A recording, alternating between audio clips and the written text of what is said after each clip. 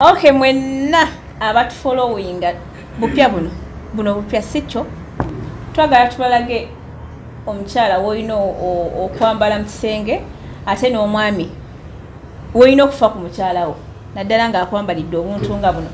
Senga Maria kyala ndaba gwe omuyina tugeze kati gwe mwami soko omutuwanire nze mwami soko tuwanire omukyalo abantu abaami bano balaba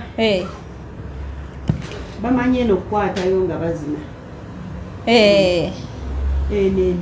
kunnabunya balowooza nti okukwatayo balina kubanga bazina naye mweri ewera osobola okubeera n'omukyalawo n'obeera ng'omukola ki ng'omuweeweetako bwoti nga tomwambudde lugoye nti bwoti ng'oli muli munda bwoti nekisinzira n'olugoye lwayamba ng'ogiweeweeta ne baba ali mu jjiini giweeweete giyooyo otegeera kati ne waba ali mu jjiini kale yadde ng'ali mu kano totuuka ku kigambo buli mangu beera ng'oyisa bulayini mwene empale bwoti obeera ng'akabikula sayidi eno totuuka obeera ng'akakwata sayidi eno totuuka okimanya omukyala ayimirawo n'okumala n'amala yekoonyakoonya bwoti naye nga totuuse nnyo ku kigambo okitegeera n'ovaayo eyo osobola lekayo omukono kati olaba ebbeere lino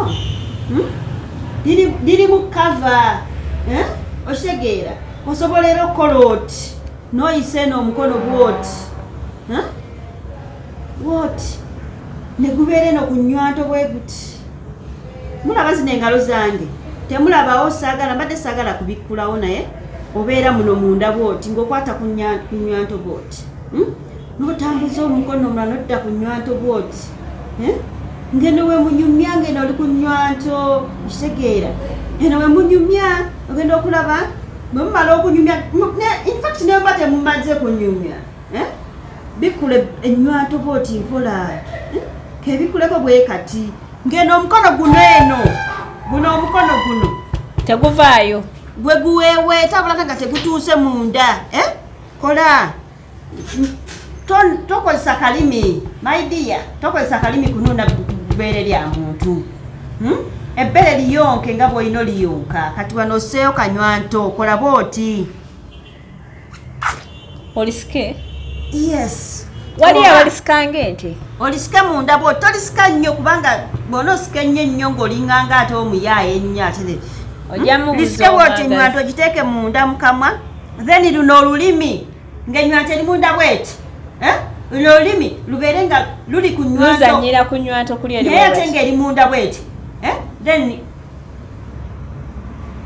oba okirabye nti enywanto eri munda bweti kyokka olulimi luli mu gizanyirako yes nkiteebye okitegeera kati bw'omala nakwambalidde akagoye akalungi naye tomanyi kukakozesa ate gwoze oyambudde bwambuzi omwambudde konna akajjeemu ensonga lwaki ayambadde kano waliwo ensonga waliwo omulamwa lwaki ayambadde akantu kano okitegeera kakati nno munnange ogenda musanga yeesaze kano kyokka ate ng'alinamu n'akatiiti oba onfuna kati bw'ona omala okuggyako kano akagoye okagjeeko kati kano akapala okambudde omaze okukakwatirira naye tonaba kutuuka ku kigambo n'angalo zo obwedde oyisamu buyisa bwoti ngalo kapale kambulemu bebi yeyambudde akapale mukasudde wali ate mubusuula temutera temumanya nawagye bwagudde mumanya luvannyuma ako kasudde tandika okubeera nga olaba buno obutiiti bulina gauges 5 waliwo ensonga lwaki zirina gauges 1 2 3 4 5 tandika okubeera ng'oyisa gauge emu ku emu bwoti olina okumakinga sure nti oyisa gauge emu ku emu ng'okona ku mubiri gw'omukyala bireeta obwagazi buyitirivu nnyo akatiiti kano kaleeta obwagazi bw'omala kabeere gw'omukyala olina okwambala akatiiti kano nga kagwagwako wano eno nga tekakutte nnyo bwe kati naye nno n'okwambula omukyala kitunduwa olugoye olwambula we lukola lutya Okitegera? Tolina kwambala katiiti kakutte bwe kati. This is not fashion to tight. No. Fashion erina kubeera nga eyiikako wano. Olaba wano wakati wa Nabunnyaine weetandikira n'ekkundi lino waliwo omulamwa. Toyambalanga katiiti nga kali wano. Buli wonookambala nga kali wano togenda kufuna mulamwa gwa katiiti. Yambalanga katiiti nga kali wano. Wano Nabunnya weetandikira wano kkundi.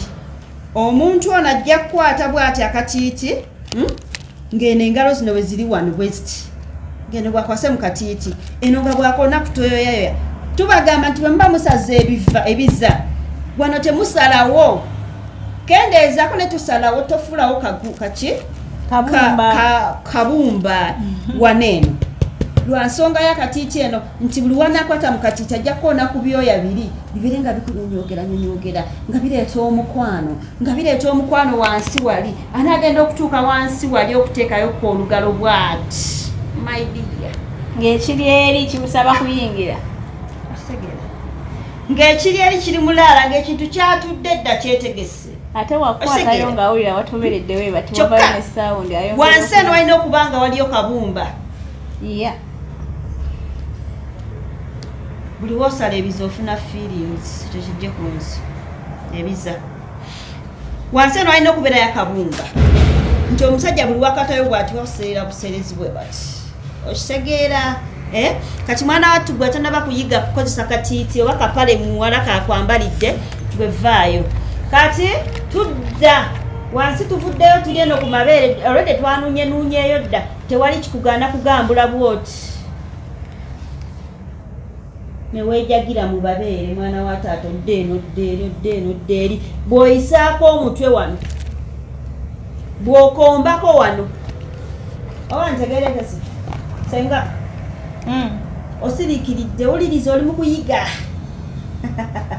Yigiriza abaana bato. Bw'okomba kuli nebbeere bw'olivaako si kukombako kalimi bwoti. Eyo nkola yali mu 1900 tuli mu 2022 nkola ndala. Nuuno omukyala ebbeere ng'omwana omuto naye ate nga tomulumya likwate bulungi bwoti. Oba nnuune nti mundabe abamanyi okuganula ne gababuukirira ne galuma omukyala. Nga tolumye mukazi kyokka ng'oli flexible ate ng'oli romantic bwoti.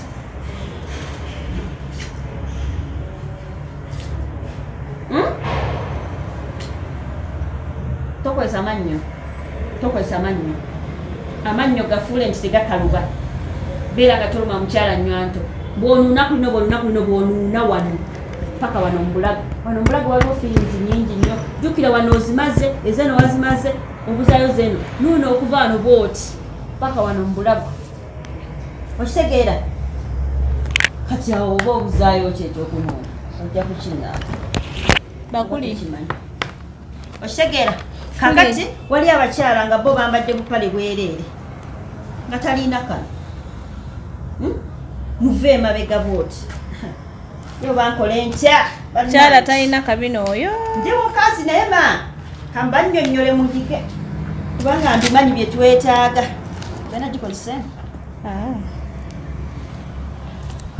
Waliwo omukyala nga ye bebi yasazeewo kumwambalira kapale kokka. Kati woba toyambadde zino mpale bwe ziti eri gikubemu akatuli. Anti munnaye si buli omuntu engalo zaffe zenkana. Eno empale nnene bannange kwona omuntu. Temwambala mpale nnyo nnene. Oba ngikole ntya? Temulinayo pini. Kati eno empale ogiraba eno empale ngisiba just nfune fitting wali mu maaso. Temutya nti nammwe ezammwe mwino zisiba. Bategala kufuna ka fitting kano yakuba kakyamyemu. Omwami wenna ali eyo bw'ofuna omukyala ng'ayambadde kapale kokako kaze mu kisenge akuzinidde amazina muve emabega. Kati bw'ova emabega mukwate mu bwoti. Gira guno omukono gukole bwe guti. Oyingire munda Nabunya. Toyingiza nnyo munda. Beera ng'oli bwoti. Ng'ogiwe weeta bwoti. Ng'olinga woyigula bwoti kapale. Okitegedde? bannange omukazi agenda kufuna feelings nawe ogenda kuzina byotegeera mwana wa taata naye tukooye senga bannyonnyole abantu bamalirize kasita omaliriza empalo kakati tonaba kukwata ku kigambo eri manyi mwagala nnyo ekituli sooka ekituli okinyikize ogenda okubenjula wano akapale bwoti omanyi luno olugalo lwe lutesitinga wansi eyo okitegeera kwatayo bwoti luno olugalo lubeere ngaolukokoolayo asin like okokoola bwobati osooka noyisa kungulu naye tajjukira waliyo abakyala balina amazzi nga tegafulumye nga gali awo gerawundingidde awo munda olugalo luno lwe lugajjayo buli bwonookokolayo bwoti amazzi gagenda kufuluma gwobadde onoonya naye kati mmwe buli bwoyisaako bwoti olowooza omukyala mukalu kumbe nekyaza abakyala zanjawulo wabeerayo agabeera gerawundingidde awo wansi kwegamba gali awe nga gwalina okugakola n'olugalo luno negavaayo bwegati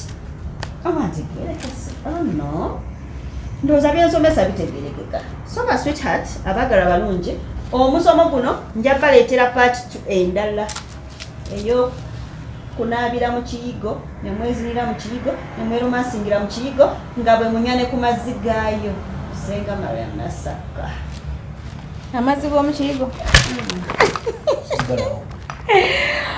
banaye senga Mariam Nasaka mumuwulidde bw'atyo abasajja babakugudde mugende mubambule beewunye gye mwabijje kasita tayombe nti okoze eki oyenze naye ng'omuteerako ka vidiyo ng'omugamba nti munnaaye nabiyigidde wano byokola ki byongamba nimulaga ku 2 opposite ne church ya Kakande 0704737114 enamba ng'esimu